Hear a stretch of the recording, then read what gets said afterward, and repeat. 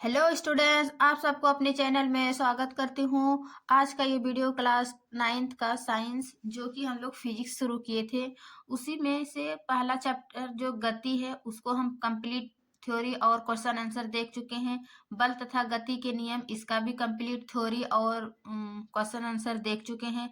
आज हम अध्याय 9 गुरुत्वाकर्षण पढ़ेंगे, इसका complete theory one shot video और बिल्कुल हैंडराइटिंग नोट्स में अपने एनसीईआरटी के ही अकॉर्डिंग अपने नोट्स को तैयार किए हैं ताकि आपको एनसीईआरटी का हर टॉपिक कवर हो और 100% कंटेंट मिले और एक ही वीडियो में मिले ताकि आपको कहीं और इधर उधर खोजने की आवश्यकता नहीं हो। ठीक है, तो एक बार आप यदि मेरे नोट्स से पढ़ लेते हैं तो आपको एनसीईआरटी और किसी भी बुक को पढ़ने की आवश्यकता नहीं होगा। ठीक है, तो चलिए शुरू करते हैं। हम पढ़ेंगे गुरुत्वाकर्षण अध्याय 9। यदि आप इससे पहला वाला गति या बल तथा गति के नियम नहीं देखे हैं तो चैनल पर क्लास 9th एनसीईआरटी का प्लेलिस्ट बना हुआ है, आप लोग वहां से देख सकते हैं। तो चलिए जानते हैं, है ना, गुरुत्वाकर्षण ये ग्रेविटेशन क्या है। गुरुत्वाकर्षण ये सबसे पहले न्यूटन ने बताया थे कि ब्रह्मांड में जितना भी पदार्थ है ना, प्रत्येक कण जो है एक दूसरे को आकर्षित करते हैं। मतलब ब्रह्मांड में जितना भी वस्तु है प्रत्येक वस्तु एक दूसरे को आकर्षित करते हैं और एक दूसरे पर एक आकर्षक बल लगा रहा है। इसी बल को क्या कहेंगे? गुरुत्वाकर्षक बल। जैसे कि हम पृथ्वी के चारों, है ना, ब्रह्मांड में क्या देखते हैं, सूर्य के चारों ओर जो पृथ्वी चक्कर लगा रही है और भी अन्य ग्रह चक्कर लगा रही है। पृथ्वी के चारों ओर जो भी चंद्रमा है, उपग्रह है ना, ग्रह के चारों ओर उपग्रह है, तो ये सभी चीज अपनी एक दूसरे से आकर्षित की हुई है तब नहीं घूम रही है ना। तो आकर्षक गुरुत्वाकर्षण बल यही है कि ब्रह्मांड में जितने भी वस्तु है या ब्रह्मांड में जो भी किन्हीं दो पिंडों के बीच जो लगने वाली बल को क्या कहेंगे? गुरुत्वाकर्षण बल। ठीक है ना, इन्हीं बलों के अनुसार जो कि हमारे ब्रह्मांड के प्रत्येक ग्रह, चंद्रमा, है ना, ये सभी एक दूसरे से आकर्षण बल लगा रहा है और एक सभी एक दूसरे से बंधा हुआ है ना, चारों ओर चक्कर लगा रहा है, वो आपस में चिपक नहीं रहा। ब्रह्मांड में जितने भी वस्तु है एक दूसरे से क्यों नहीं चिपक रहा है?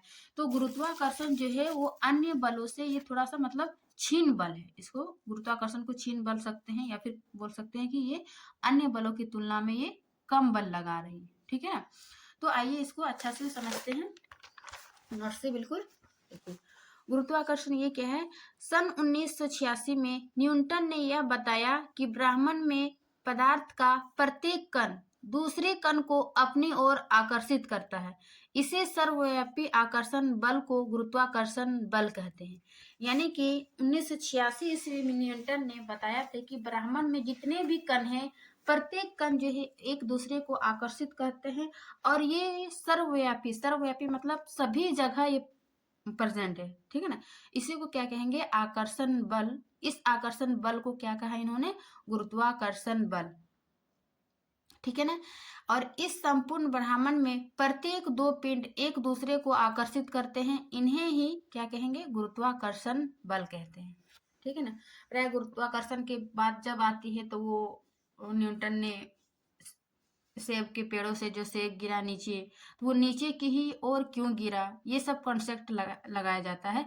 लेकिन उसका भी कॉन्सेप्ट हम आगे बताएंगे। गुरुत्वाकर्षण हो गया, गुरुत्वीय बल हो गया, गुरुत्वीय त्वरण हो गया, है ना। तो गुरुत्वाकर्षण सिंपल में जानिए कि जितना ब्रह्मांड में जितना भी वस्तु है प्रत्येक दो पिंड एक दूसरे को आकर्षित करते हैं और इन्हीं को क्या कहेंगे? गुरुत्वाकर्षण बल। ठीक है ना, गुरुत्वाकर्षण बल को इसको जी से डिनोट करते हैं ना, ग्रेविटेशन। आगे जानेंगे इसका मान और ये। अब हम पढ़ेंगे गुरुत्वाकर्षण के सार्वत्रिक नियम। सार्वत्रिक क्यों कहा? मतलब ये सभी सर्वव्यापी है ना, सभी जगह गुरुत्वाकर्षण पाए जाते हैं, तो इसीलिए गुरुत्वाकर्षण के सार्वत्रिक नियम। ये गुरुत्वाकर्षण के सार्वत्रिक नियम क्या है कि गुरुत्वाकर्षण के सार्वत्रिक नियम के अनुसार गुरुत्वाकर्षण बल वस्तुओं के द्रव्यमान के गुणनफल के अनुक्रमानुपाती होता है तथा उनके बीच की दूरी के वर्ग के व्युत्क्रमानुपाती होता है। व्युत्क्रमानुपाती होता है। जिन दो वस्तुओं के बीच यह बल लगा रहा है उसे ही गुरुत्वाकर्षण का सार्वधिक नियम कहा जाता है। कहने का मतलब सार्वधिक नियम क्या है कि जब दो, यहाँ पर क्या पढ़े कि दो पिंडों एक दूसरे को आकर्षित करते हैं, एक बल लगा रही है, उसी को क्या कहेंगे? गुरुत्वाकर्षण बल।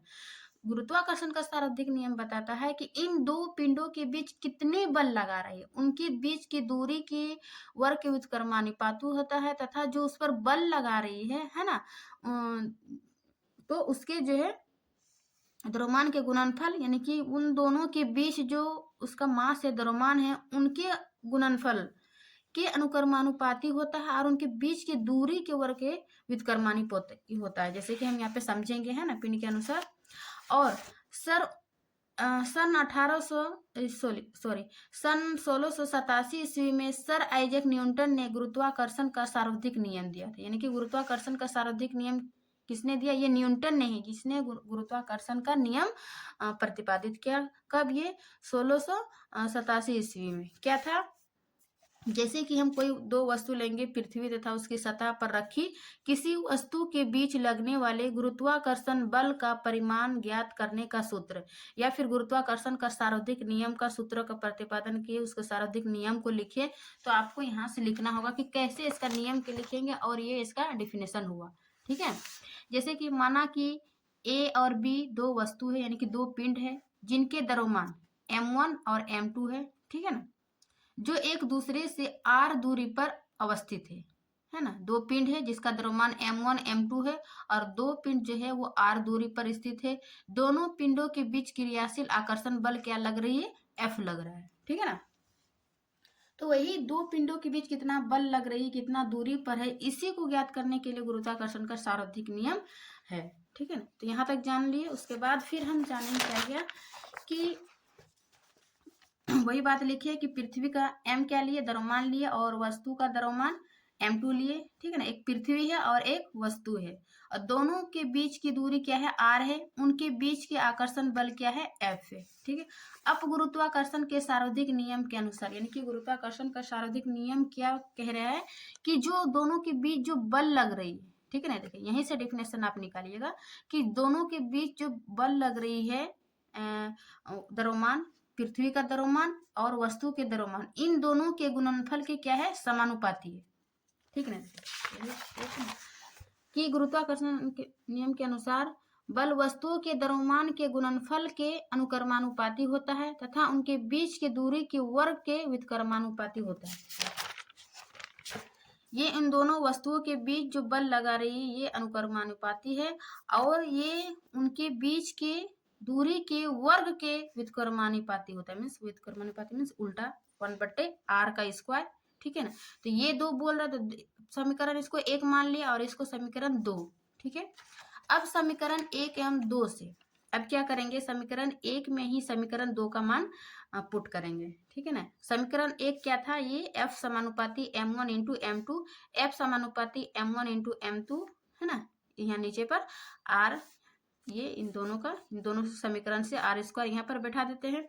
उसके बाद F बराबर, यहाँ समानुपाती को हटाने के लिए हम यहाँ पर g क्या है? एक नियतांक है ना, g को बैठाते हैं, g m1 into m2 by r square. तो यही क्या है? ये गुरुत्वाकर्षण का सार्वधिक नियम की जो बल लग रही है दोनों वस्तु के बीच, तो इन दो वस्तुओं के गुणनफल के, है ना, और उनके बीच की दूरी की वर्ग के व्युत्क्रमानुपाती होता है। और जी सार्वत्रिक गुणांक है, यहाँ पर जी है नियतांक है, जिसे सार्वत्रिक गुरुत्वीय नियतांक कहते हैं। ठीक है ना, अर्थात जी का मान हर जगह समान होता है, यानी कि गुरुत्वाकर्षण जो है हर जगह क्या होगा? वो समान होगा। ठीक है ना, गुरुत्वाकर्षण का सार्वत्रिक नियम यानी कि F बराबर ये मान हो गया, और इतना निकालना है। कैसे निकाले अभी हम बताएं। ठीक है, उसके बाद गुरुत्वाकर्षण नियतांक के SI मात्रक क्या है? यानी कि गुरुत्वाकर्षण SI का मात्रक, उसका नियतांक क्या है? न्यूटन मीटर स्क्वायर प्रति केजी मीटर स्क्वायर। ठीक है ना, ये हमेशा याद रखिएगा कि जब जी का मान निकालने बोलेगा तो इसका ये मात्रक लिखेंगे। जैसे जी का सार्वत्रिक नियम है, यानी कि ये हर जगह क्या है? समान है, तो हर जगह ये कांस्टेंट है, तो हर जगह समान होगा, और इसका मान भी क्या है? फिक्स है। कितना? ये 6 × 6 7 × 10⁻11 न्यूटन मीटर स्क्वायर प्रति केजी स्क्वायर, ठीक है ना। ये इसका ठीक है। तो जी का मान 6.67, 3 यहाँ लिखे थे, 3 होगा है ना। 6.673 × 10⁻11 न्यूटन मीटर स्क्वायर पर केजी स्क्वायर, ये जी का सार्वत्रिक नियम है और ये नियतांक यानी कांस्टेंट है, ये हर जगह समान है, ठीक है। अब ये जैसे कि हेनरी कैवेंडिश ने एक सुग्राही तुला का उपयोग करके जी का मान ज्ञात किया था, यानी कि जी का मान जो है, जैसे कि हम यहाँ एफ बराबर क्या निकाले, जी इंटू m1 इंटू m2 बट्टे आर स्क्वायर, तो इसी को हम जी बराबर लिखेंगे तो क्या होगा, जी बराबर इधर कोना कोने गुना हो जाएगा, यानी कि एफ आर स्क्वायर बट्टे m1 इंटू m2, ठीक है ना। तो यहाँ पर वही लिखे कि जी बराबर एफ आर स्क्वायर बटे m1 इंटू m2 को न्यूटन के गुरुत्वाकर्षण के नियम का गणितीय रूप माना है। इसको क्या है, ये न्यूटन ने गुरुत्वाकर्षण का गणितीय रूप माना, लेकिन ये गणितीय रूप किसने दिया, ये हेनरी कैवेंडिश ने, ठीक है ना। हेनरी कैवेंडिश ने एक सुग्राही तुला का उपयोग करके जी का मान ज्ञात किया, ये नाम याद रखिएगा। और किसका उपयोग करके, तो ये सुग्राही तुला का उपयोग करके, ये आपके एनसीईआरटी में दिया हुआ है। तो जो भी एनसीईआरटी में दिया हुआ है उसको हम कवर करेंगे, क्योंकि क्वेश्चन जो एनसीईआरटी से ही बनता है, ठीक है। तो ये गुरुत्वाकर्षण का गणितीय रूप है। उसके बाद अब गुरुत्वाकर्षण तो हम देख लिए, गुरुत्वाकर्षण का सार्वत्रिक नियम देख लिए, ठीक है ना। इसी में अब हम पढ़ेंगे गुरुत्वीय बल क्या है और गुरुत्वीय त्वरण क्या है, ठीक है। गुरुत्वीय बल क्या है कि पृथ्वी वस्तुओं को अपनी ओर आकर्षित करती है। पृथ्वी के इस आकर्षण बल को क्या कहेंगे, गुरुत्वीय बल कहते हैं। यानी कि गुरुत्वाकर्षण में हम क्या पढ़े थे कि ब्रह्मांड में जितने भी पिंड है, जितने भी वस्तु है, प्रत्येक वस्तु या पिंड जो है वो एक दूसरे को आकर्षित करती है, एक बल लगाती है, उसी को क्या कहेंगे, गुरुत्वाकर्षण बल। लेकिन गुरुत्वीय बल में एक पॉइंट याद रखिएगा कि गुरुत्वीय बल में एक बल जो एक वस्तु या एक पिंड पृथ्वी होगा, है ना, पृथ्वी होगा। पृथ्वी तथा किसी अन्य वस्तु के बीच जो बल लगा रही है उसी बल को क्या कहेंगे, गुरुत्वीय बल, ठीक है। क्योंकि जब कोई वस्तु को हम ऊपर फेंकते हैं तो वो गुरुत्वीय बल के कारण जो है वो पृथ्वी के केंद्र में एक बल लगाती है, जिस बल के कारण वो वस्तु नीचे गिर जाती है, ठीक है ना।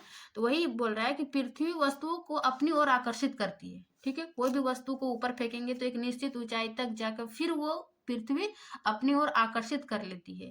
पृथ्वी के इसी आकर्षण यानी कि पृथ्वी के इस आकर्षण बल को क्या कहेंगे, गुरुत्वीय बल कहेंगे। उदाहरण जैसे ऊपर फेंकी गई किसी वस्तु का नीचे आना, पेड़ों से पत्तों तथा फलों का जमीन पर गिरना, जैसे कि न्यूटन ने क्या सेब का पेड़ से नीचे गिर रहा है ना, कोई भी फल नीचे गिरना, तो वो क्या है, गुरुत्वीय बल के कारण। पेड़ों से पत्तों गिरना तथा फलों का जमीन पर गिरना, नल खोलने पर पानी जमीन पर गिरना आदि, ये सभी किसका उदाहरण है, गुरुत्वीय बल। चूंकि पृथ्वी के केंद्र में एक बल लगा रही है किन्हीं वस्तु को, वो बल के कारण वो वस्तु को आकर्षित कर लेती है, ठीक है ना, एक आकर्षण बल लगाती है, उसी को क्या कहेंगे, गुरुत्वीय बल। तो गुरुत्वाकर्षण और गुरुत्वीय बल में कंफ्यूज नहीं कीजिएगा, ठीक है ना। ये दोनों में यदि अंतर भी पूछा जाएगा तो गुरुत्वाकर्षण का अंतर डिफिनेशन, इसका डिफिनेशन, है ना, उसका मान, इसको स्मॉल जी, इसको बड़ी जी, ऐसे करके कीजिएगा। अब है एक वर्ड है गुरुत्व, ठीक है ना। गुरुत्वीय बल तो हम समझ गए। गुरुत्व क्या है कि पृथ्वी द्वारा किसी पिंड पर जो आरोपित बल को क्या कहेंगे, गुरुत्व बल कहेंगे, और इसी बल को उस पिंड का भार कहते हैं, है ना, भार भी कहेंगे। कि पृथ्वी द्वारा किसी पिंड पर जो आरोपित बल लगा रही है इसी को गुरुत्व कहेंगे, और इसी बल को उस पिंड का भार कहेंगे, ठीक है ना। अब है गुरुत्वीय त्वरण।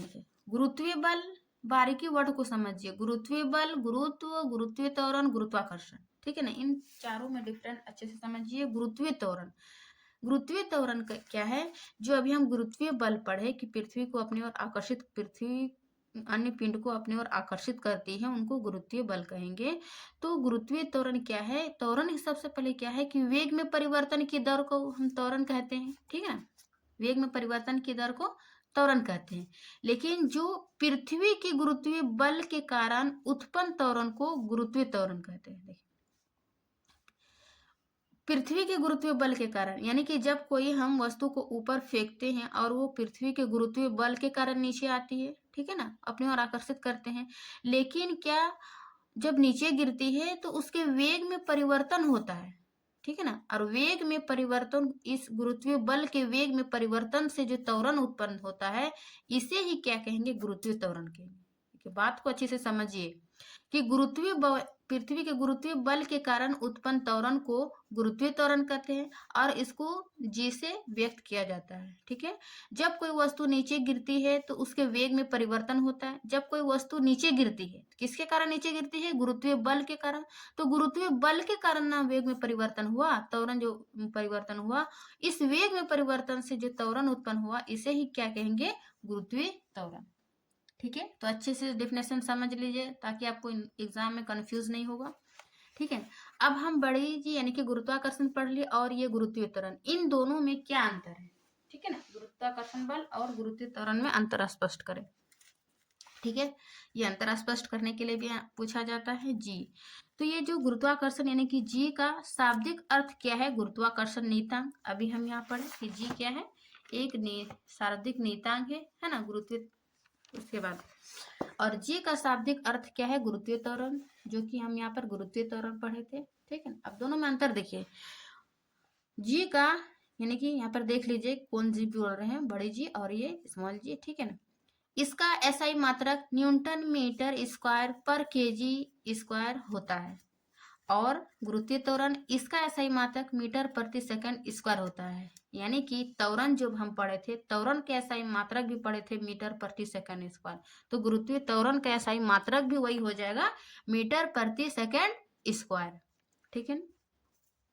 अब जी जैसे गुरुत्वाकर्षण का इसका मान तो नियतांक है, तो ये इसका बारे में हम क्या पढ़े थे कि इसका मान हर जगह समान होता है और इसका मान स्थान अनुसार बदलता है, यानी कि स्थान के अनुसार बदलता है। जिसका भार अधिक होगा, कम होगा, है ना, उसके भार, उसके गुरुत्वीय त्वरण, उसके गुरुत्वीय बल के कारण जो है इसका मान चेंज होता है ना। स्थान परिवर्तन के साथ इसका गुरुत्वीय त्वरण का मान भी चेंज होता है, लेकिन ये गुरुत्वाकर्षण का मान हर जगह समान होता है। इसका मान क्या है, 6.67 इंटू 10⁻11 न्यूटन मीटर स्क्वायर पर केजी स्क्वायर होता है, ठीक है। इसका मान पृथ्वी की सतह पर, जैसे हम पढ़ते हैं, ये पृथ्वी की सतह पर 9.8 मीटर पर सेकंड स्क्वायर होता है। लेकिन जैसे ही पृथ्वी की सतह पर किसी अन्य ग्रह पर चले जाएंगे तो ये गुरुत्वीय त्वरण का मान जो है वो चेंज हो जाएगा स्थान के साथ, ठीक है ना। तो ये है, फिर है गुरुत्वाकर्षण, ये कभी नहीं बदलता है स्थान परिवर्तन के साथ। गुरुत्वीय त्वरण गुरुत्वीय त्वरण बदल भी सकता है और ये गुरुत्वाकर्षण जो है वो सदैव नीचे की ओर, जब वस्तु को नीचे से ऊपर या ऊपर से नीचे फेंका जाता है, ठीक है। तो ये दोनों अंतर था बड़ी जी और ये स्मॉल जी, यानी कि गुरुत्वाकर्षण और गुरुत्वीय त्वरण, ठीक है। अच्छे से डिफरेंस आप समझ लीजिए। अब हम आगे नेक्स्ट टॉपिक में आएंगे, ये गुरुत्वाकर्षण का जो सर्वाधिक नियम पढ़े थे उसका क्या महत्व है, ठीक है ना। उसका महत्व भी आपका एनसीईआरटी में दिया हुआ है कि क्या महत्व है, आखिर वो गुरुत्वाकर्षण का सर्वाधिक नियम इनकी दो पिंडों के बीच कितनी बल लगा रही है, उसका महत्व ये है। पहला कि सौर मंडल का अस्तित्व, अर्थात सूर्य के चारों ओर ग्रहों की गति, है ना, सूर्य के चारों ओर जितनी भी गति है वो सभी क्या है, गुरुत्वाकर्षण के कारण ही गति कर रही है, ठीक है ना। तो ये उस नियम का महत्व ही है कि सूर्य के चारों ओर ग्रहों की गति। फिर दूसरा होगा पृथ्वी के चारों ओर चंद्रमा की गति, यानी कि जो भी उपग्रह है पृथ्वी के चारों ओर क्या है, चंद्रमा की गति। फिर तीसरा क्या है, वर्षा की बूंद का गिरना एवं हिमपात का होना, ठीक है ना। वर्षा की बूंद का गिरना एवं हिमपात का गिरना भी ये क्या है, गुरुत्वाकर्षण के सार्वत्रिक नियम का ये महत्व है ना, यानी कि विशेषताएं बोलिए, इंपॉर्टेंट बोलिए, है ना, ये है। अब तो हम इतना समझ गए। अब हम पढ़ेंगे द्रव्यमान और भार, इन दोनों में अंतर देखेंगे। तो सबसे पहले द्रव्यमान और भार के बारे में जान लेते हैं, ठीक है ना। द्रव्यमान क्या है, किसी वस्तु में, ठीक है, किसी वस्तु में पदार्थ का जितना मात्रा उपस्थित रहता है उसे उस वस्तु का द्रव्यमान कहते हैं। यानी कि जब भी किसी वस्तु में पदार्थ का जितना मात्रा, यानी कि जब किसी पॉट में किसी भी पदार्थ को रखते हैं, जैसे पानी रखेंगे, तो इसका कितनी द्रव्यमान है, जो भी जितना मात्रा इसमें उपस्थित रहता है, उसे ही इस वस्तु का क्या कहेंगे, द्रव्यमान कहेंगे। ठीक है ना। तो समझ गए कि किसी वस्तु में पदार्थ का जितना मात्रा उपस्थित रहता है उसे उस वस्तु का द्रव्यमान कहते हैं। ठीक है। द्रव्यमान को साधारण तुला द्वारा मापा जाता है, यानी कि इसको मापा जाता है। किसी वस्तु का द्रव्यमान जितना अधिक होता है उसका जड़त्व भी उतना ही अधिक होता है। ये पिछले चैप्टर में हम लोग पढ़े थे गति वाला में, बल तथा गति के नियम, कि जितना किसी भी वस्तु का द्रव्यमान जितना अधिक होगा उसका जड़त्व ही उतना ही अधिक होगा, और उस जड़त्व के कारण ही वो अपने मूल प्रवृत्ति में ही रहना चाहते हैं। यदि गति में है तो वो गति में रहना चाहते हैं, यदि वो विराम में है तो विराम में ही रहना चाहते हैं। ठीक है ना। तो ये था जड़त्व का कॉन्सेप्ट। फिर है द्रव्यमान का सीजीएस मात्रक क्या है, ये ग्राम होता है। ठीक है।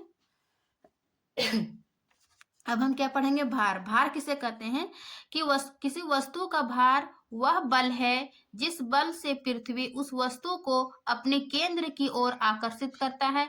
इसे प्रायः W से सूचित किया जाता है। यानी कि किसी वस्तु का भार वह बल है जिस बल से पृथ्वी उस वस्तु को अपने केंद्र की ओर आकर्षित करते हैं। जैसे कि हम गुरुत्वीय बल पढ़े पीछे में, है ना। तो गुरुत्वीय बल क्या था, पृथ्वी जिस बल से उस वस्तु को अपने केंद्र की ओर आकर्षित करती है ना, उसी को क्या कहेंगे, भार कहेंगे। इसे प्रायः W से सूचित किया जाता है।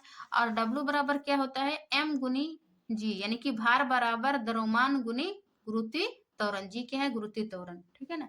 और 1 kg भार बराबर, यानी कि पृथ्वी की सतह पर कितना देखे, 9.8 न्यूटन, जो कि गुरुत्वीय त्वरण देखे थे, है ना। तो इसी का भार से का कॉन्सेप्ट लगाया जाता है कि भार बराबर mg और 1 kg बराबर 1.9 न्यूटन, 9.8 न्यूटन। ठीक है। द्रव्यमान और भार। अब इन दोनों का डिफिनेशन जो थोड़ा सा अंतर जान लेते हैं कि दोनों में क्या अंतर है, किसी वस्तु के द्रव्यमान और भार में क्या अंतर है। ठीक है ना। द्रव्यमान क्या है, किसी वस्तु में विद्वान, यानी कि जो उसमें उपस्थित है, विद्वान पदार्थ की मात्रा है। द्रव्यमान से वस्तु के जड़त्व की माप होती है, यानी कि जिसका जड़त्व अधिक होगा उसका द्रव्यमान जो है वो अधिक होगा। ठीक है। और ठीक है। और भार क्या है कि किसी वस्तु का भार वह बल है जिस बल से पृथ्वी उस वस्तु को आकर्षित करते हैं। हम वही डिफिनेशन देखें है ना। ठीक है। दोनों में डिफरेंस हो गया। दूसरा पॉइंट क्या है, द्रव्यमान जो है यह एक अदिश राशि है। अदिश राशि वो ऐसी राशि होती है जिसका केवल परिमाण या दिशा होती है ना, केवल परिमाण होती है। सदिश क्या है, जिसमें परिमाण एवं दिशा दोनों होती है। तो द्रव्यमान एक अदिश राशि है, जबकि भार जो है वो एक सदिश राशि है। ठीक है ना। वो नीचे की ओर पृथ्वी को आकर्षक बल लगा रहा है, तो दिशा भी है और परिमाण भी है। तो ये भार क्या हो जाएगा, एक सदिश राशि। ठीक है। अब इसका एसआई मात्रक, यानी द्रव्यमान का एसआई मात्रक जो है वो केजी किलोग्राम होता है, और इसका सीजीएस मात्रक केवल ग्राम होता है। ठीक है ना। जबकि भार का एसआई मात्रक ये न्यूटन होता है ना, न्यूटन। फिर ये चौथा पॉइंट, द्रव्यमान एक अचर राशि है, अर्थात इसका मान जो है सभी जगह समान होता है। ठीक है। इसका मान सभी जगह समान होता है, और इसका भार जो है एक अचर राशि है, अर्थात इसका मान एक स्थान से दूसरे स्थान पर बदलता है। ठीक है। और 5वां पॉइंट है, द्रव्यमान कभी भी शून्य नहीं हो सकता, यानी कि इसका भार जो द्रव्यमान जो है इसका हर जगह समान होता है, तो ये कभी भी शून्य नहीं हो सकता है। जबकि भार का मान जो है वो शून्य हो सकता है, जैसे कि पृथ्वी के केंद्र पर। ठीक है। तो ये था मुख्य अंतर द्रव्यमान एवं भार में।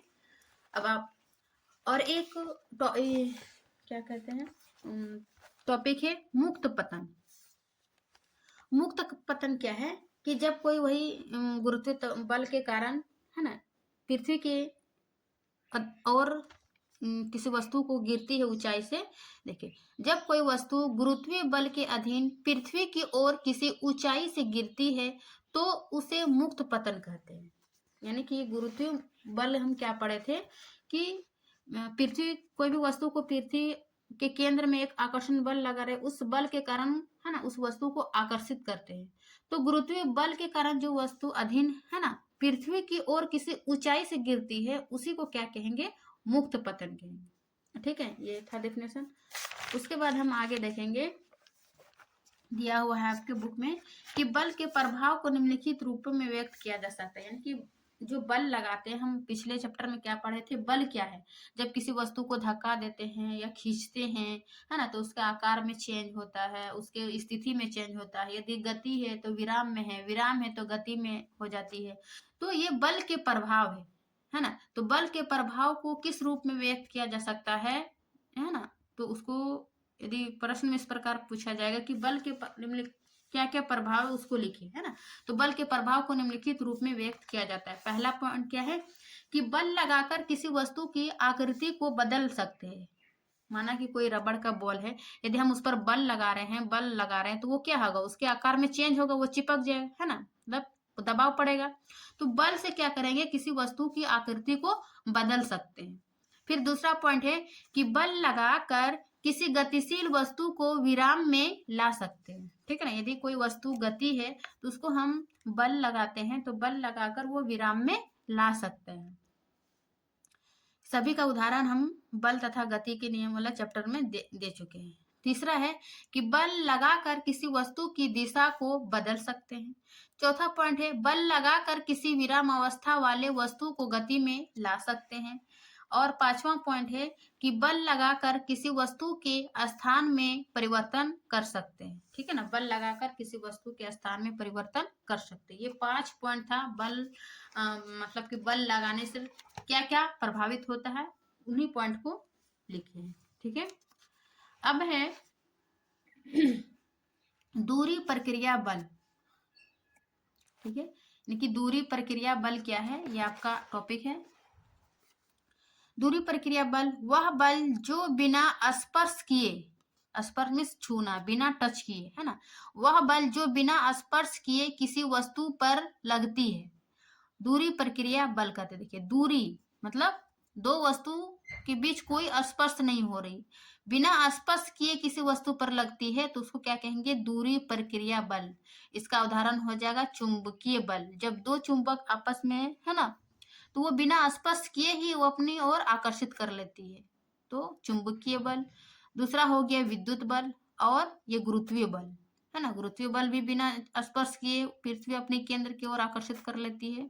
तो गुरुत्वीय बल, विद्युत बल और ये चुंबकीय बल, ये दूरी प्रक्रिया बल का उदाहरण है। ठीक है, अब अभी तक जो हम गुरुत्वाकर्षण और ये बड़ी जी और ये छोटी जी के बारे पढ़े, गुरुत्वीय त्वरण और ये गुरुत्वाकर्षण, इन दोनों के बीच जो है एक समीकरण निकलेगा, यानी इन दोनों के बीच क्या संबंध है ना, एक फॉर्मूला निकलेगा, जिस फॉर्मूला को हम लोग ऑब्जेक्टिव यानी कि न्यूमेरिकल बनाते हैं, वो उसमें अप्लाई करते हैं। ठीक है ना, तो इसमें देखेंगे, देखिए न्यूटन के द्वितीय नियम अनुसार, न्यूटन के द्वितीय नियम के अनुसार ये फॉर्मूला निकला था कि F बराबर mg, है ना, mg यानी कि F बराबर जो ma किए थे, m वहां पर क्या था, त्वरण, और यहाँ पर क्या लेंगे, गुरुत्वीय त्वरण, एक ही है, F बराबर ma या फिर F बराबर mg। ये द्वितीय नियम के अनुसार पहला समीकरण माने।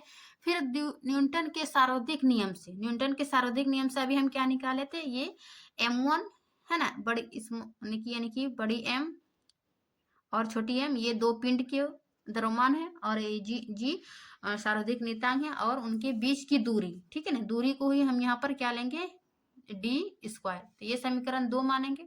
अब समीकरण 1 का मान समीकरण 2 में रखने पर, समीकरण 1 का मान यहाँ क्या है, F बराबर mg, इसी को क्या कहेंगे, F का मान में यहाँ पर बैठा देंगे। ठीक है ना, तो mg बैठाए और यही रह गया, तो ये स्मॉल m और ये स्मॉल m कट गया, तो क्या बचा, स्मॉल g बराबर, है ना, कैपिटल जी और कैपिटल M बटे डी स्क्वायर, डी स्क्वायर यानी कि आर स्क्वायर की तुलना, मतलब समानता में रख दी। ठीक है ना, तो यहाँ पे क्या निकला, जी बराबर यानी कि स्मॉल जी बराबर कैपिटल जी और कैपिटल M बटे आर स्क्वायर, जहां जी क्या है, सार्वधिक नियतांक है, M क्या है, पृथ्वी का द्रव्यमान है, और स्मॉल m यहाँ पर क्या था, किसी वस्तु का द्रव्यमान, ये कैपिटल M पृथ्वी का द्रव्यमान, R बराबर क्या है, पृथ्वी की त्रिज्या, है ना। तो इस प्रकार जो मेरा जी कैपिटल जी और स्मॉल जी में संबंध निकाले तो मेरा क्या निकला, स्मॉल जी बराबर capital G into capital M बटे आर स्क्वायर, ये एक फॉर्मूला निकला। और जी का मान जो है यानी कि पृथ्वी की सतह पर 9.8 मीटर प्रति सेकेंड स्क्वायर। ठीक है ना, इतना याद रखिएगा, इसी जी फॉर्मूला से हम आगे क्वेश्चन बनाएंगे। अब जी के मान में परिवर्तन यानी कि गुरुत्वीय त्वरण हम क्या देखे थे कि वो उसके मान में परिवर्तन स्थान मतलब स्थान के अनुसार स्थान परिवर्तन के साथ उसके जी के मान में भी परिवर्तन होता है। कैसे, जैसे कि ये पृथ्वी की सतह है, ठीक है ना, पृथ्वी की सतह है तो पृथ्वी की सतह के ऊपर, पृथ्वी की सतह पर तो गुरुत्वीय त्वरण 9.8 मीटर पर सेकंड स्क्वायर है, लेकिन सतह के ऊपर और सतह के नीचे आने पर जो है वो गुरुत्वीय त्वरण के मान में कमी होती है। तो ये पहला पॉइंट वही लिखिए कि पृथ्वी की ऊंचाई या फिर गहराई पर जी के मान में कमी होती, गहराई यानी पृथ्वी की सतह के गहराई और ऊपर जाने पर क्या होता है, उसके मान में कमी होती है। ठीक है ना, पहला पॉइंट याद रखिएगा। उसके बाद गुरुत्वीय त्वरण यानी कि जी का अधिकतम मान कहाँ होता है, ये ध्रुव पर, ये जैसे वो पूरा वर्ल्ड का है ना, वर्ल्ड है, ध्रुव है और यहाँ पर भूमध्य रेखा है, तो ये ध्रुव पर जो है गुरुत्वीय त्वरण यानी कि जी का अधिकतम मान ध्रुवों पर होता है। अधिकतम मान किस पर होगा, ध्रुवों पर। और गुरुत्वीय त्वरण यानी कि जी का न्यूनतम भूमध्य रेखा पर होता है। यहाँ पर भूमध्य रेखा पर सबसे न्यूनतम होगा और जी पर ध्रुव पर सबसे अधिक होगा।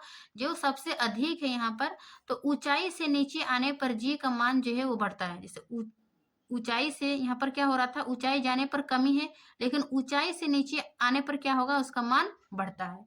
ये तीन मतलब कॉन्सेप्ट याद रखिएगा कि जी के मान में परिवर्तन पर क्या क्या प्रभाव होता है और कहाँ कहाँ परिवर्तन हो रहा है। ठीक है,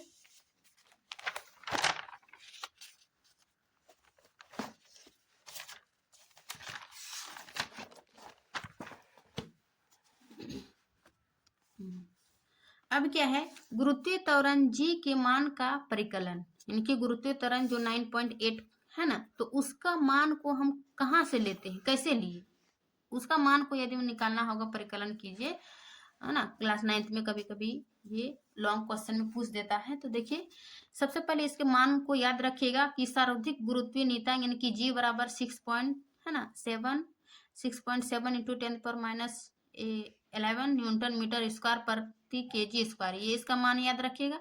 उसके बाद एक हम लेंगे पृथ्वी का द्रव्यमान, जो कि याद रखिएगा 6.10⁻24 केजी, पृथ्वी की त्रिज्या 6.4 इंटू 10⁻6 मीटर, इन तीन का मान याद रखिएगा। उसके बाद जो कि हम फॉर्मूला निकाले थे स्मॉल जी बराबर कैपिटल जी कैपिटल एम बटे आर स्क्वायर, उसी में पुट कर देंगे। ठीक है ना, और ये हमारा 9.8 मीटर स्क्वायर निकल जाएगा। ठीक है, मीटर प्रति सेकंड स्क्वायर। कैसे, सबसे पहले ये मान बोले याद रखिएगा। उसके बाद इस फॉर्मूला में हम पुट करते हैं जी का मान इतना है 6.6 इंटू 10, फिर कैपिटल एम यानी कि पृथ्वी का द्रव्यमान का मान बैठाए, फिर है उसके बीच की त्रिज्या का मान बैठाए, इसका स्क्वायर है तो हम स्क्वायर यानी कि 2 बार गुना किए। ठीक है ना, तो देखिए यहाँ 6.67, फिर क्या है 6 गुना, इसको एक जाति का एक में ले लेंगे, फिर ये स्क्वायर वाला इधर ले लेते हैं। ठीक है ना, फिर यहाँ पर 2 बार है 6.4 इंटू 6.4, फिर 10 पावर यहाँ चूंकि स्क्वायर है तो 6 दूनी 12, 10 पे पावर 12 हो गया। ठीक है, अब क्या है, ये पावर यदि ऊपर यहाँ पे प्लस है तो पावर ऊपर जाता है तो ये पावर माइनस हो जाता है ना। तो यहाँ पर ये पहले लिख लेते हैं 6.7 इंटू ये 6 इंटू 10 पावर -11 प्लस 24 और ये -12। ठीक है, माइनस माइनस प्लस हो गया, तो यानी 11 और 12 कितना हो गया, 11 12 23 और प्लस 24, तो क्या हुआ 24 में 23 गया, 1 बचा 10 से, है ना। तो ये 6 इतना हो गया 6.7 इंटू 6 इंटू 10, ये जो 10 बचा था, और ये जो पॉइंट है नीचे, तो इसको पॉइंट को हटाएं तो ये 2 जीरो ऊपर गया, है ना, 2 जीरो ऊपर गया यानी कि 100 लिखे। उसके बाद इसको कटाएं किससे, ये 2 से, 2 पंचे 10, ये 32, फिर इधर कटाए 32, 5, फिर 2 तिया 6, है ना 16, जबकि इसको गुना के फाइनल इतना आया 67 इंटू 3 इंटू 5, 5 इंटू 5 बट्टे 16 गुनी 32, ठीक है ना। अब इन दोनों को गुना किए, फिर इतना आया, यानी कि गुना करके इतना निकला, ये 5025 और 512। जब इसको हम भाग देते हैं तो ये मेरा 9.8 निकला, जो कि गुरुत्वीय त्वरण यानी कि जी का मान 9.8 मीटर प्रति सेकेंड स्क्वायर, ये इसका मान निकलता है, ठीक है ना। तो हमको क्या परिकलन करना था, यही जी का मान परिकलन कीजिए। तो कैसे परिकलन किए, तो सबसे पहले इन 3 का मान याद रखिएगा, उसके बाद जी का फॉर्मूला जो हम निकाले है ना, स्मॉल जी बराबर ये कैपिटल जी और कैपिटल एम बटे आर स्क्वायर, उसी के फॉर्मूला मान में पुट कर देंगे। और जब हल करेंगे, कटाते करके हल किए, तो ये मेरा 9.8 का मान निकल गया। तो ये इजी था, बस मान याद रखना है और ये एक फॉर्मूला, ठीक है ना, उसी से हम जी के मान में का परिकलन कर सकते हैं, ठीक है। अब हम आगे देखेंगे नेक्स्ट टॉपिक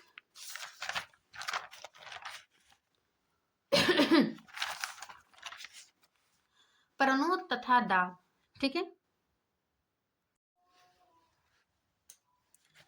ठीक है। प्रणोद तथा दाब, प्रणोद तथा दाब को देखिए आपके बुक में दिया हुआ है, प्रणोद तथा दाब ये क्या है। देखिए एक यहाँ पर चित्र दिया हुआ है ना। जब कोई हम इसमें चार्ट पेपर लगाते हैं दीवार पर, तो उसमें कील ठोकते हैं है ना, कील लगाते हैं। तो ये कील पर जो ऊपर से जो हथौड़ा लगाते हैं इस प्रकार का, देखिए तो इस पर जो है वो लंबवत बल लग रहा है ना। लंबवत बल के कारण जो है इस पर दबाव मतलब दाब अधिक लग रहा है, जिस कारण कील जो है वो अंदर की ओर धंस जाती है, ठीक है ना। इसी प्रकार आप देखेंगे कि यदि हम रेत पर यानी कि बालू पर हम चलते हैं, खड़े होते हैं, तो हमारा पैर अधिक धंसता है, जबकि हम उसी रेत पर यदि हम पूरे लेट जाते हैं तो हम कम धंसते हैं। तो ये प्रणोद का उदाहरण है ना, प्रणोद तथा दाब पर, कि प्रणोद जो है वो एक लंबवत बल लगाती है, ठीक है। देखिए डिफिनेशन कि किसी सतह के लंबवत लगने वाले बल को प्रणोद कहते हैं, ठीक है। जैसे वही कीलों के सिरे नुकीले होते हैं, यानी कि कील किस प्रकार के होते हैं, ये है ना, ये नुकीले होते हैं। तो इस पर हम हथौड़ा लगाते हैं, बल लगाते हैं, ताकि जो है वो कील अंदर धंस जाए। तो इसके सिरे नुकीले होते हैं और यहाँ पर जहाँ पर चौड़ा भाग है वहां पर हम बल लगाते हैं ना। चाकू की तेज धार होती है ताकि वो आसानी से जल्दी कट जाए, क्योंकि इस पर नुकीले सिरे पर हम इधर से बल लगाते हैं तो इस पर दाब अधिक होगा है ना, और लंबवत लगती है। तो वही है प्रणोद, कि किसी सतह के लंबवत लगने वाले बल को प्रणोद कहते हैं। जैसे कीलों के सिरे नुकीले, चाकू की तेज धार होती है, ठीक है ना। अब दाब प्रणोद से ही संबंधित क्या है, दाब। अब दाब क्या है कि एकांक क्षेत्रफल पर लगने वाले प्रणोद या फिर प्रणोद को ही लंबवत बल कह लेंगे है ना, लगने वाले प्रणोद या फिर लंबवत बल को दाब कहते हैं। कैसे, दाब बराबर, यानी कि चूंकि दाब का ऐसा ही मात्रक क्या है, पास्कल है ना। दाब का ऐसा ही मात्रक पास्कल है, पीए से डिनोट करते हैं। तो पास्कल यानी कि दाब बराबर एफ बाय ए।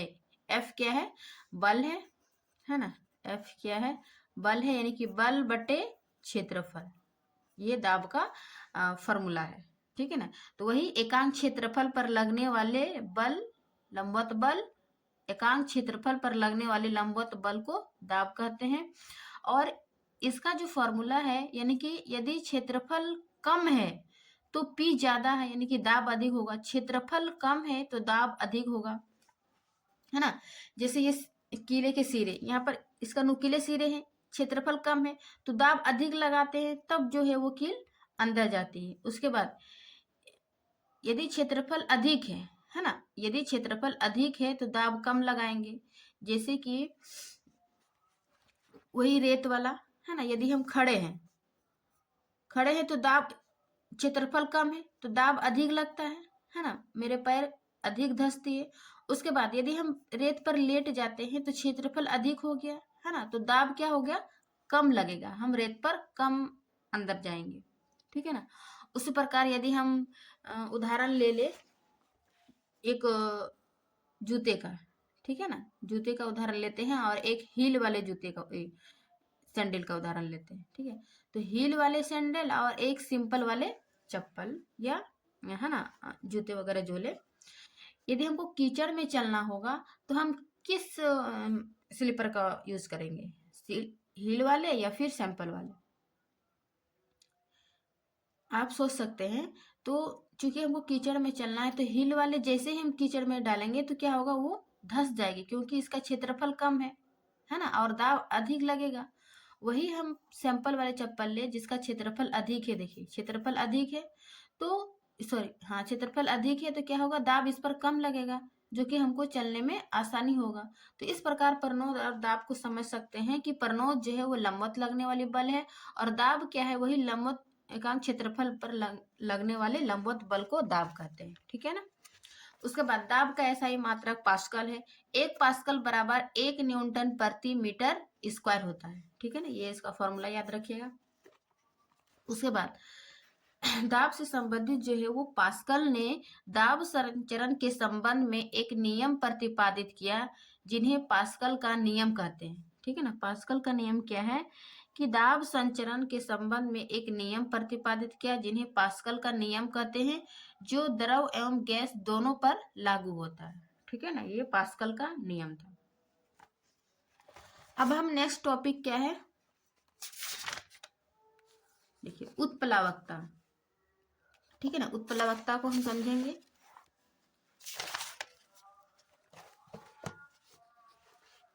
उत्प्लावकता, उत्प्लावकता क्या है कि जब किसी पदार्थ को किसी तरल में पूर्ण या आंशिक रूप से डुबाया जाता है तो उस पर ऊपर की दिशा में बल लगता है, बल या फिर प्रणोद लगता है, जिसे उत्प्लावकता कहते हैं। यानी कि माना कि बाल्टी में पानी भरा हुआ है, ठीक है ना, उस पर यदि हम एक मतलब कोई भी बोतल ले या फिर कोई भी किसी वस्तु, ये तरल है, इसको पूर्ण रूप से या आंशिक रूप से डुबाएंगे बोतल को, तो पानी की ओर से एक हमें बल लगेगा, है ना, ऊपर की ओर। तो ऊपर की ओर ऊपर की दिशा में जो बल लगता है उसी को क्या कहेंगे, उत्प्लावकता, ठीक है ना। यहाँ तक उत्प्लावकता जो सिर्फ ऊपर की दिशा में बल लगा रही। और उत्प्लावकता के बाद उत्प्लावन बल, है ना। उत्प्लावन बल क्या है कि जब पानी में किसी वस्तु को डुबाने पर वह आंशिक हल्की महसूस होती है। आंशिक हल्की कहने का अर्थ है कि जब तक हम पानी में जो है, पानी में वस्तु को डुबा के रखेंगे, है ना, कोई भी वस्तु ले लेते हैं तो उसको पानी में डुबा के रखेंगे तब तक वो हल्की महसूस होगी। और जैसे ही पानी से ऊपर करेंगे तो वो एक्चुअल में जिसका जितना भार होगा उतना भार महसूस होगी। इसका और उदाहरण देख सकते हैं, जब हम कुएं में बाल्टी डालते हैं, ठीक है ना, तो रास्ता से जो खींचते हैं तो पानी मतलब कुएं पानी के अंदर ही बाल्टी को रखिए तो हमें क्या पता चलेगा, वो हल्का महसूस होगा। एक्चुअल बाल्टी का जितना भारी है, बाल्टी में पानी भरा हुआ है, फिर भी हमें हल्का महसूस होगा, ठीक है ना। और जैसे ही पानी से हम ऊपर करेंगे बाल्टी को, वो एक बाल्टी पानी का भार जितना भार होता है वो उतना भार हमें पता चल जाएगा। तो ये उत्प्लावन बल का मतलब उदाहरण हो गया कि पानी में किसी वस्तु को डुबाने पर वह आंशिक हल्की महसूस होती है, और जब भी पानी में किसी वस्तु को डुबाया जाता है तो वह पानी को विस्थापित कर देती है, जिससे पानी का लेवल बढ़ जाता है। जब भी हम है ना, पानी में किसी वस्तु को डुबाते हैं तो ये वस्तु स्थान कहाँ छेकेगा, जितना वो वस्तु का भार है उतना पानी को विस्थापित करेगा, हटाएगा, तब ना वो वस्तु पानी में डूबेगा, है ना। तो ये इसका कॉन्सेप्ट है कि जब कोई वस्तु को डुबाते हैं तो वो वस्तु जितना स्थान मतलब जितना स्थान उसका घेरता है वो उतना पानी को विस्थापित करती है।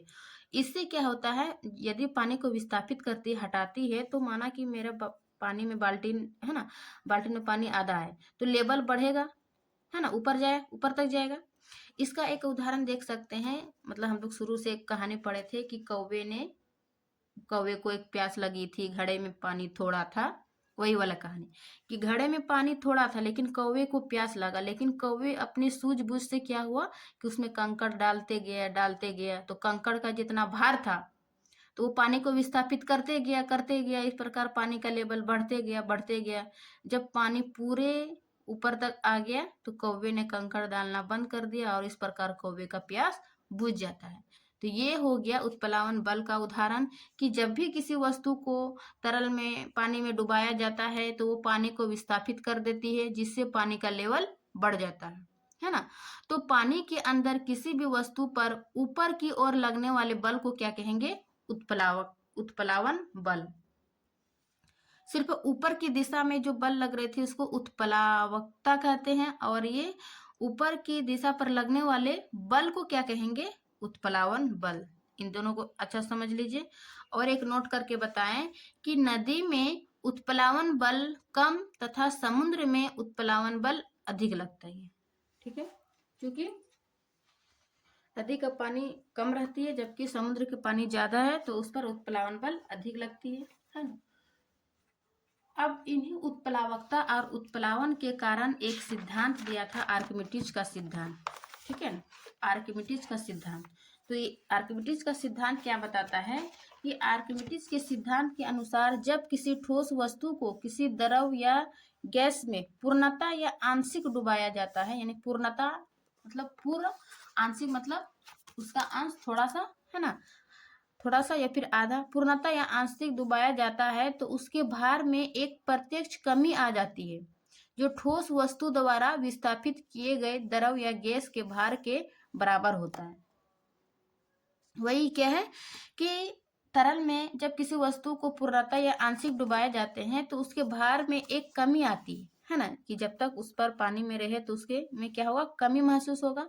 और जो ठोस वस्तु द्वारा विस्थापित किए गए है ना, जो ठोस वस्तु पानी को विस्थापित करेगा वो अपना स्थान तो घेरेगा, तो उस द्रव या गैस के भार के बराबर होता है। यानी कि जितना पानी, जितना वस्तु का भार होगा, जिस वस्तु को डुबा रहे हैं उस वस्तु के भार के बराबर ही वो पानी को विस्थापित करेगा।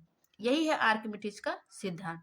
ठीक है, तो ये उत्प्लावकता, उत्प्लावन बल और आर्किमिडीज का सिद्धांत तीनों आपस में जुड़ा हुआ है और तीनों का कंसेप्ट अच्छे से समझ लीजिए। ठीक है, आपको एक बार में समझ नहीं आ रहा है तो आप, ये वन शॉट वीडियो है, आपका एक मुश्किल से 1 घंटा में आपका सारा चैप्टर यानी कि चैप्टर 1 गुरुत्वाकर्षण कंप्लीट हो जाएगा। तो आपको एक बार में नहीं आ रहा है तो आप वीडियो को 2 बार देखिए, तो आपको जो है कॉन्सेप्ट क्लियर हो जाएगा। ठीक है, अब नेक्स्ट टॉपिक है ना, घनत्व। क्या है? घनत्व, डेंसिटी। घनत्व क्या है कि किसी पदार्थ के इकाई आयतन में पदार्थ की जितनी मात्रा उपस्थित रहती है उसे उस पदार्थ का घनत्व कहते हैं। यानी कि इकाई आयतन में, आयतन मतलब जितना स्थान जो भी है ना, वस्तु पर जितना स्थान घेरता है उसको क्या कहेंगे? आयतन। तो इकाई आयतन में पदार्थ की जितनी मात्रा उपस्थित रहती है, ठीक है, उसे उस पदार्थ का घनत्व कहते हैं। ठीक है, घनत्व बराबर देखिए द्रव्यमान बटे आयतन, तो वही इकाई आयतन में जितनी पदार्थ की मात्रा उपस्थित रहती है उसे उस पदार्थ का जितनी यानी कि द्रव्यमान रहती है तो उसी को क्या कहेंगे? घनत्व कहेंगे। घनत्व को डी से डिनोट करते हैं, यानी कि डेंसिटी, एम मास, भी वॉल्यूम, यानी कि घनत्व डी बराबर द्रव्यमान बट्टे आयतन, मास बट्टे वॉल्यूम। ठीक है, अब घनत्व का एसआई मात्रक क्या है? केजी प्रति मीटर स्क्वायर। एसआई मात्रक सब वेरी वेरी इंपॉर्टेंट, याद रखिएगा। ऑब्जेक्टिव क्वेश्चन में पूछा जाता है, चाहे आप क्लास 9th में हो या फिर आप किसी भी एग्जाम की तैयारी कर रहे हैं, आप साइंस आप पढ़ना चाह रहे हैं, है ना, साइंस आपके सब जुड़ा हुआ है तो आपके लिए ये ऑब्जेक्टिव बनेगा। ठीक है, घनत्व का एसआई मात्रक क्या होगा? केजी प्रति मीटर क्यूब। इसका सीजीएस मात्रक क्या होगा? ग्राम प्रति सेंटीमीटर क्यूब। ठीक है ना, थोड़ा सा एसआई सीजीएस मात्रक में अंतर समझ लीजिए। उसके बाद घनत्व कौन सी राशि है? अदिश है या फिर सदिश? ठीक है, तो इसका आंसर होगा अदिश, क्योंकि घनत्व केवल परिणाम होती है, ठीक है, दिशा नहीं होती है। घनत्व एक अदिश राशि है। और एक नोट करके लिखिएगा कि पानी का घनत्व जो है वो 4 डिग्री सेल्सियस पर, है ना, प्राय 1 ग्राम प्रति सेंटीमीटर क्यूब, या 1 ग्राम को यानी कि किलो में बदलेंगे तो 1000 केजी प्रति मीटर क्यूब होता है। यानी कि पानी का घनत्व 4 डिग्री सेल्सियस पर अधिकतम होती है और यहीं पर 1 ग्राम प्रति सेंटीमीटर क्यूब या फिर 1000 केजी प्रति मीटर क्यूब होती है ना। ये सीजीएस में लिए और ये एसआई मात्रक में, तो ये पॉइंट याद रखिएगा 4 डिग्री सेल्सियस पर। अब है कि पानी के सतह पर रखने पर वस्तुएं तैरती या डूबती क्यों है ना। प्रश्न आती है कि जब कोई वस्तु पानी पर क्यों तैरती है या फिर कोई वस्तु पानी पर क्यों डूबती है। ठीक है, तो क्योंकि सामान्यतः हम जानते हैं कि जब कोई वस्तु हल्की होती है तो वो पानी में तैरती है, जब कोई वस्तु भारी होती है तो वो पानी में डूब जाती है। लेकिन साइंस में आपको बस एक लाइन बोलने से नहीं होगा, वो आपको प्रूव करके मतलब कॉन्सेप्ट्स के साथ आपको बताना होगा। ठीक है ना। तो देखिए, जब किसी वस्तु का घनत्व, ठीक है, जब किसी वस्तु का घनत्व किसी द्रव के घनत्व से कम हो तो वह वस्तु तैरती है। यहाँ तक तो ठीक है। जब किसी वस्तु का घनत्व है ना द्रव के यानी कि जो द्रव है ना, उसके तुलना में जब किसी वस्तु को डुबाते हैं तो उसका घनत्व वस्तु से कम है तो वस्तु तैरेगी। यहाँ तक तो ठीक है। उसके बाद इस स्थिति में वस्तु पर ऊपर की दिशा में लगने वाला बल, उत्प्लावन बल का मान वस्तु के भार से अधिक है। अब यहाँ साइंस का फैक्ट आया कि जब वो वस्तु जो है ना, वस्तु ऊपर की दिशा में जो ऊपर की दिशा में क्या बोले, उत्प्लावन बल लगती है, तो उत्प्लावन बल उस वस्तु के भार से जो है वो अधिक है ना, जिस कारण ये अधिक बल लगा रहा है और वो वस्तु ऊपर की ओर तैर रही है ना। तो उत्प्लावन बल अधिक लग रही है उस वस्तु पर, ऊपर की दिशा में लगने वाला उत्प्लावन बल का मान वस्तु के भार से अधिक होता है। ठीक है ना, इसलिए किसी वस्तु जो है वो द्रव में तैरती है। और वही डूबती क्यों है कि इस प्रकार जब वस्तु का घनत्व द्रव के घनत्व से अधिक होता है तो इस स्थिति में वो वस्तु डूब जाती है। यहाँ तक तो ठीक है, क्योंकि उत्प्लावन बल का मान वस्तु के भार से कम लग रही है। जो वस्तु ऊपर की हो डूब रही है तो उसमें जो उत्प्लावन बल लग रही है तो उस पर वस्तु की तुलना में उत्प्लावन बल कम लग रहा है, जिस कारण वस्तु डूब जाती है।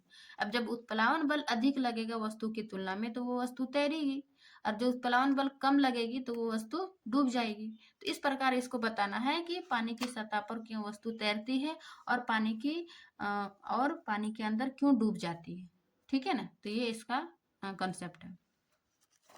अब यही गुरुत्वाकर्षण से संबंधित एक केपलर का नियम है। केपलर का नियम तो क्लास 11 में से डिटेल है, बस यहाँ पर जान लीजिए कि केपलर का नियम क्या है। तो केपलर ने ग्रह से संबंधित 3 नियम दिया था, यानी कि ग्रह जो सूर्य के चारों ओर जो चक्कर लगाती है, जितने भी ग्रह है ना, पृथ्वी, शुक्र, शनि, ये सब, तो वो किस प्रकार चक्कर लगाती है, वृत्ताकार है, अंडाकार है, गोलाकार है, क्या है ना। तो केपलर ने यही सिद्धांत दिया था, 3 नियम दिया था। इसका पूरा नाम है जोहान्स, है ना, जोहान्स केपलर। तो जोहान्स केपलर ने ग्रहों की गति के लिए 3 नियम का प्रतिपादन किया, जिन्हें केपलर का नियम कहा जाता है। ठीक है, पहला बार केपलर का ग्रही गति नियम इस प्रकार है। पहला क्या है, केपलर का प्रथम नियम कि प्रत्येक ग्रह की कक्षा एक दीर्घवृत्त होती है। देखो दीर्घवृत्त क्या होती है, यदि ये सूर्य है, ठीक है ना, सूर्य, फिर ये आ जाएगा पृथ्वी, फिर आ जाएगा है ना पृथ्वी के बाद मंगल, जो भी इस प्रकार। तो ये जो ग्रह है ये वृत्ताकार चक्कर नहीं लगा रही, क्या दीर्घ वृत्ताकार इस प्रकार, है ना, ये दीर्घ वृत्ताकार, अंडाकार, है ना, दीर्घ वृत्ताकार होती। ये केपलर ने खोज की थी कि प्रथम नियम में इन्होंने यही बताया कि प्रत्येक ग्रह की कक्षा, ये कक्षा होती है ना, कक्षा एक दीर्घ वृत्त होती है और सूर्य इस दीर्घ वृत्त के फोकस पर होती, इस दीर्घ वृत्त के फोकस पर जो है वो सूर्य होती। ये केपलर का प्रथम नियम है। ठीक है ना। अब केपलर का दूसरा नियम क्या है, केपलर का द्वितीय नियम क्या है कि सूर्य तथा ग्रहों को मिलाने वाली रेखा समान समय में समान क्षेत्रफल तय करती है। यानी कि ये सूर्य है, इसके चारों ओर ग्रह है, तो सूर्य और ग्रह को मिलाने वाली जो रेखा है वो समान समय में, ठीक है, यानी कि एक ही समय में समान क्षेत्रफल तय करती है। ये इसका दूसरा नियम था। ठीक है। अब केपलर का तृतीय नियम, केपलर का तृतीय नियम क्या है कि सूर्य के किसी ग्रह की औसत दूरी, सूर्य के किसी ग्रह की औसत दूरी, याद रखिएगा औसत दूरी को आर से डिनोट करते हैं, औसत दूरी का घन, घन यानी कि जैसे स्क्वायर लिखते हैं तो इसको क्यूब करते घन लिखते हैं, तो औसत दूरी के घन ग्रह के सूर्य के परिता यानी कि चारों ओर परिक्रमण काल यानी कि समय, जो सूर्य के चारों ओर जो ग्रह चक्र लगाती है, तो ये इसकी औसत दूरी और ये कितना समय लगा रहा है ना, काल के वर्ग के समानुपाती होता है। ठीक है, समानुपाती होता है। समानुपाती को इस प्रकार से डिनोट करते हैं। अर्थात देखिए, जो बात यहाँ पे डिफिनेशन में देखे वही बात हम यहाँ पर गणितीय रूप में देखेंगे। ये जो क्या है, वर्ग के, किसके, समय काल के, है ना, समय के वर्ग के समानुपाती होता है औसत दूरी के घन के। समझिए, समय के वर्ग के समानुपाती होता है किसका, औसत दूरी r के घन, है ना, घन। तो ये हो गया। उसके बाद इस समानुपाती को हम हटाते हैं तो बराबर लगाते हैं, और यहाँ पर के यानी कि के क्या है, यहाँ पे कांस्टेंट है यानी कि स्थिरांक है ना, जहाँ के क्या है, स्थिरांक है। तो इसको समानुपाती को हटाने के लिए के लगाते हैं। उसके बाद यहाँ पर हम के को निकालते हैं, के बराबर टी स्क्वायर यानी कि ये समय का स्क्वायर बराबर, पर स्क्वायर लगेगा, है ना, टी स्क्वायर बटे आर क्यूब। तो ये क्या निकला मेरा, केपलर का तृतीय नियम। ठीक है, बस याद रखिएगा। प्रथम नियम ने क्या क्या था कि सूर्य जो है, ग्रह जो है वो दीर्घवृत्ताकार है। दूसरा क्या बताया था कि सूर्य और ग्रह के मिलने वाली जो समान समय है वो समान क्षेत्रफल तय करती है। तीसरा नियम, ये फॉर्मूला याद रखिएगा कि उसकी औसत दूरी के वर्ग के समानुपाती होती है किसके, उसके समय के वर्ग के समानुपाती है उसके औसत दूरी के घन के। ठीक है ना, ये तीसरा नियम है, याद रखिएगा। उसके बाद एक लास्ट नहीं है, आपका एक होता है कि किसी वस्तु का चंद्रमा पर भार, ठीक है ना, टॉपिक है आपका, किसी वस्तु का चंद्रमा पर भार पृथ्वी पर के भार का 1/6 गुना क्यों होता है। सबसे पहले तो जानिए कि मेरा पृथ्वी पर माना कि 60 kg वजन है ना, 60 न्यूटन है। तो हम चंद्रमा पर जाएंगे तो ये मेरा 60 1/6 गुना हो जाएगा। ठीक है, यानी कि मेरा माना कि 60 kg हमें, तो हम चंद्रमा पर जाएंगे तो मेरा भार जो है, एक्चुअल में भार 1/6 गुना हो जाती है। 1/6 गुना कहने का मतलब इसको हम घटाएंगे कितना होगा, 10 न्यूटन हो जाएगा मेरा चंद्रमा पर भार, यानी कि वहां पर भार मेरी कम हो जाएगी। तो वही है कि किसी वस्तु का चंद्रमा पर भार पृथ्वी पर के भार का 1/6 गुना क्यों होता है। आखिर ऐसा क्यों होता है 1/6 गुना। ठीक है ना, ऐसा नॉमरिकल आता है कि यदि पृथ्वी पर एक्चुअल भार उसका इतना है, माना कि 60 है, तो उसका चंद्रमा पर भार कितना हो, तो इसको हम इस प्रकार निकाल देते हैं कि 10 न्यूटन होगा। ठीक है, अब क्यों होता है ऐसा, वो उसको एक्सप्लेन करना है और इसके मान भी निकालना है गणितीय रूप से। ठीक है ना, तो सबसे पहले हम इसको डिफिनेशन से समझ लेते हैं कि हम जानते हैं कि किसी वस्तु का भार जो है वो जी पर निर्भर करता है। इससे पीछे बताएं, बड़ी जी और ये स्मॉल जी, है ना, और कैपिटल जी। कैपिटल जी का मान चूंकि स्थिर है, उसका मान समान रहता है, वो कहीं पर भी, है ना, मान चेंज नहीं होता है। और ये जी का मान जो है वो स्थान अनुसार चेंज होता है। पृथ्वी की सतह पर सिर्फ 9.8 है, बाकी ये ऊपर जाने पर, नीचे आने पर ये कम होता है, ये हम बताएं आगे, है ना, पीछे। तो किसी वस्तु का जो भार है वो जी पर निर्भर करता है, ठीक है, ना कि स्मॉल जी पर, ना कि कैपिटल जी पर। ठीक है, तो ये गुरुत्वीय त्वरण जी पर निर्भर करती है। चूंकि चंद्रमा का द्रव्यमान, ठीक है ना, चूंकि हम चंद्रमा पर यहाँ का बात कर रही है, चंद्रमा का द्रव्यमान और त्रिज्या पृथ्वी के द्रव्यमान और त्रिज्या से कम है। ठीक है ना, क्योंकि पृथ्वी से हम कहाँ जा रहे हैं, चंद्रमा जा रहे हैं, तो चंद्रमा का जो है द्रव्यमान और त्रिज्या पृथ्वी की तुलना में कम है, जिसके कारण चंद्रमा किसी वस्तु पर कम गुरुत्वाकर्षण बल लगाती है। पृथ्वी की तुलना में चंद्रमा जो है वो कम गुरुत्वाकर्षण बल लगा रही है, अर्थात चंद्रमा पर जी का मान 1/6 पृथ्वी पर जी का मान से, है ना, उतना गुना हो जाती है। अतः चंद्रमा किसी वस्तु पर 6 गुना कम गुरुत्वाकर्षण बल लगाती है, अर्थात चंद्रमा पर किसी वस्तु का भार पृथ्वी पर उसके भार का 1/6 गुना होता है। ठीक है ना, ये कॉन्सेप्ट है कि जब हम पृथ्वी से चंद्रमा में जाएंगे तो चूंकि चंद्रमा का भार पृथ्वी से कम है, जब भार कम है तो उसकी त्रिज्या भी कम है, जब भार और त्रिज्या दोनों कम है तो गुरुत्वाकर्षण भी कम लगेगा। तो गुरुत्वाकर्षण कम लग रही है, भार कम है, त्रिज्या कम है, तो मेरा भार में भी कमी होगा। है ना। तो कितना कमी होता है, तो ये साइंटिस्ट ने बताया कि 1/6 गुना भार कम होता है ना। इसको हम एक्चुअल में निकालते हैं कि पृथ्वी में इतना भार है तो चंद्रमा पर 1/6 गुना करके निकाल लेते हैं कि वहां पर कितना होगा। अब यही बात जो है वो सिद्ध करना है गणितीय रूप से कि 1/6 कैसे भार कम होता है। ठीक है ना, ये तो हम डिफिनेशन समझ गए। उसके बाद वही है कि सिद्ध करे कि किसी वस्तु का चंद्रमा पर भार पृथ्वी पर इसके भार का 1/6 गुना होता है। ठीक है, चलिए देखते हैं। इसके लिए हमें क्या करेंगे, यदि किसी वस्तु का द्रव्यमान m हो तो, यानी कि जो भी कोई वस्तु है, ठीक है, उसका द्रव्यमान m हो तो वस्तु का भार बराबर क्या होगा, यानी कि W बराबर वस्तु का द्रव्यमान यानी कि m बट्टे ये त्वरण है ना g, ये होता है वस्तु का द्रव्यमान बट्टे त्वरण।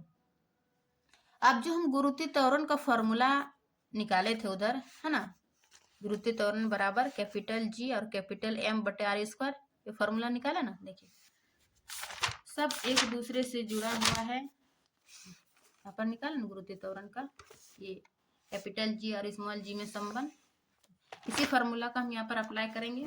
ठीक है ना, ये है M क्या है, ग्रह का द्रव्यमान, ठीक है, R क्या है, ग्रह की त्रिज्या, यानी कि जो चंद्रमा ग्रह वो ग्रह का द्रव्यमान हो गया, ग्रह का त्रिज्या हो गया। G क्या है, गुरुत्वाकर्षण सार्वत्रिक नियतांक यानी ये कैपिटल G, और इसका मान जो है वो 6.67 इंटू 10⁻⁻11 न्यूटन मीटर है ना प्रति केजी।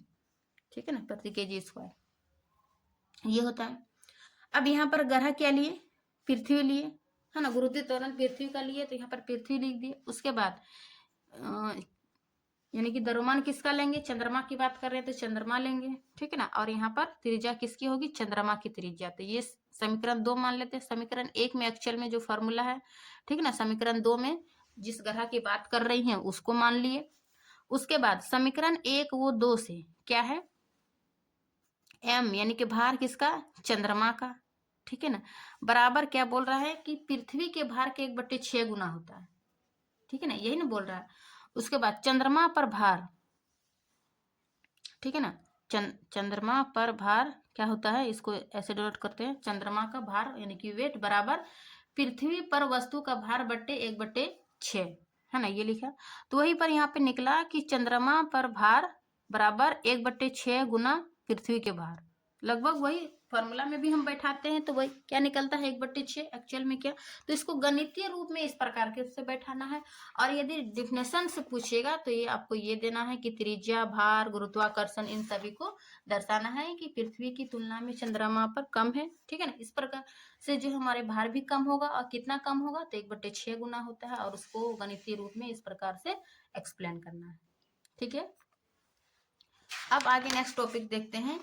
नेक्स्ट टॉपिक है आपका, और आपके बुक का जो है वो लास्ट टॉपिक है, क्या है, आर्किमिडीज का सिद्धांत हो गया। ये है अपेक्षित घनत्व, है ना, रिलेटिव डेंसिटी। डेंसिटी तो हम देख लिए। अब अपेक्षित घनत्व क्या है कि अपेक्षित घनत्व किसी वस्तु के घनत्व, है ना, जो भी किसी वस्तु का घनत्व होगा तो अपेक्षित घनत्व किसी वस्तु का घनत्व और जल के घनत्व के बीच का अनुपात है, जिसे विशिष्ट गुरुत्व भी कहते हैं।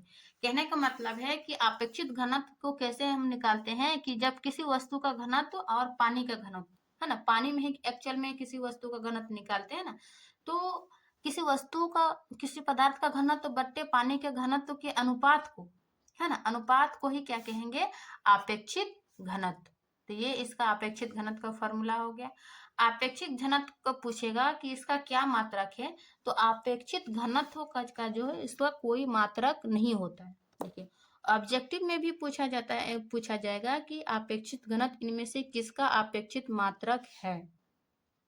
ठीक है, और ए बी सी डी दे देगा, डी में बोलेगा इनमें से कोई नहीं। तो चूंकि अपेक्षित घनत्व का हम पढ़ेंगे तभी ना जानेंगे कि इसका कोई मात्रक नहीं होती है। ठीक है, तो डी टिक लगाएंगे कि इनमें से कोई नहीं, अपेक्षित घनत्व का ऐसे ही मात्रक कोई नहीं है। ठीक है, इसके बाद नोट करके भी हम बताए थे घनत्व के बारे में कि पानी का घनत्व 4 डिग्री सेल्सियस पर माना जाता है ना, पानी का घनत्व 4 डिग्री सेल्सियस पर माना जाता है, क्योंकि इस तापमान पर इसका घनत्व जो है वो सबसे अधिक होता है। क्यों? क्योंकि 4 डिग्री सेल्सियस पर जो है इसका घनत्व सबसे अधिक होता है। और इसका घनत्व कितना अधिक होता है? यहाँ पर है ना, 4 डिग्री पर आए कितना, 1 kg प्रति सेंटीमीटर क्यूब या फिर 1000 kg प्रति मीटर क्यूब होता है, ये ना बताए। ठीक है, तो ये गुरुत्वाकर्षण चैप्टर का जो है ये हम मतलब पूरा बुक का है ना कंप्लीट था थ्योरी, है ना। यदि आपको एक बार में थ्योरी मतलब नहीं समझ में आ रहा है तो आप वीडियो को 2 से 3 बार देख लीजिए। ये अध्याय है आपका, 1 मिनट, कितना अध्याय? अध्याय 9, है ना।